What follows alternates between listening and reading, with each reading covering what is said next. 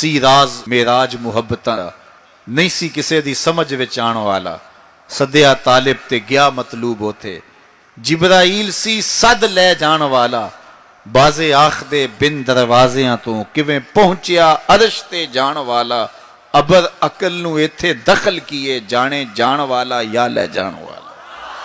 ये मेरे रब का दावा है, अपने महबूब को सैर मैंने करवाई। अच्छा, सैर करवाई क्यों? तो कहा कि मैं अपने अजायब कुदरत की निशानियां अपने अब्दे खास को, अब्दे मुनीब को, अब्दे मुख्तार को, अब्दे मुकर्रम को दिखाना चाहता हूं।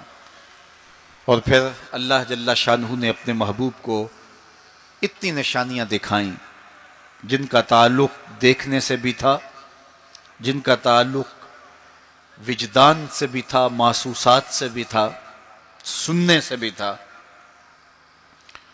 कभी हुजूर अलैहिस्सलातु वस्सलाम जन्नत की खुशबू सूंघते हैं, नज़ारों की वादी देखते हैं, और कभी दोज़ख के अंदर अजाबों में मुब्तला लोगों को देखते हैं।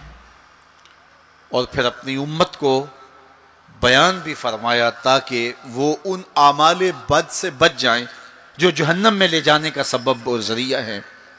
आज की शब ख़ास में मैं और आप अपनी ज़िंदगियों पे गौर करें और हुजूर अलैहिस्सलाम ने वो जो हमें ख़बरें दी हैं उनको देखें, और कोई ऐसी कोताही कहीं हमारे आमाल में तो नहीं है, अगर है तो उसको अपने से दूर करके एक नई ज़िंदगी का आज से आगाज़ करें।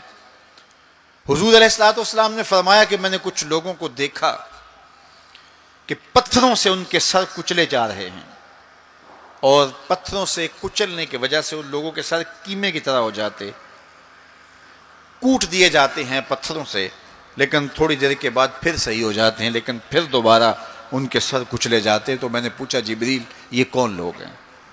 तो कहा कि ये वो लोग हैं कि जिनके सर नमाज की वजह से बोझल रहते थे, नमाज जिनको बड़ी भारी लगती थी, अजान की आवाज़ सुनते और फिर दोबारा सरहाने पे सर डाल देते और उठने की हिम्मत ना पड़ती।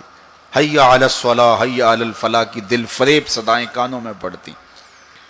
तो इनके सर नमाज की वजह से बोझल होते थे और आज इनके सर पत्थरों से कूटे जा रहे हैं। इस पूरे इज्तिमा में जो इस ग्राउंड के किनारों तक है और बाहर गली में भी इस लाउड स्पीकर के ज़रिए से बाज़ार में भी, सड़क पर भी आवाज़ें पहुंच रही होंगी, तो आप सब और मैं गौर करें कि हमारी ज़िंदगी में कहीं नमाज से कोताही तो नहीं है। और ये भी सुन लीजिए कि ये मेराज का तोहफा ख़ास है जो हुजूर लेकर आए हैं।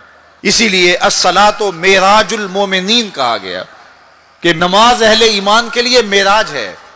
हुजूर का मेराज तो ये कि दीदार इलाही किया और वहां तक पहुंचे जहां किसी का तसव्वुर भी नहीं पहुंच सकता। लेकिन इस उम्मत के लिए मेराज ये है कि जब वो पेशानी सजदे में रख के सुभान रब्बी अल आला कहती है, इतनी रहमतें बरसती हैं कि अगर लोगों को पता चल जाए कि हम जब सजदे में होते हैं तो कितनी रहमतें बरसती हैं, तो वो सजदे से सर ही ना उठाएं, इतनी रहमतों का नज़ूल होता है।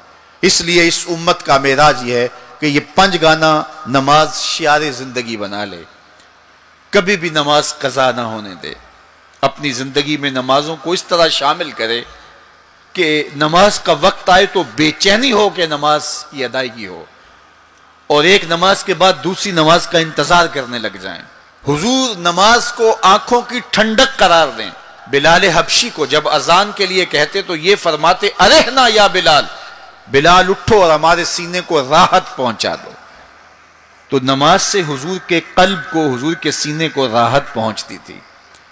मैं और आप जितने लोग यहां आए हैं और जिस हुजूम के साथ, जिस शौक के साथ, जिस वलवले के साथ और जिस मोहब्बत के साथ आए हैं, यकीनन आप और मैं हुजूर को राजी करने आए हैं, अपने रब को राजी करने आए हैं, आकाए दो आलम की रिजा के हुसूल के लिए हम आए हैं।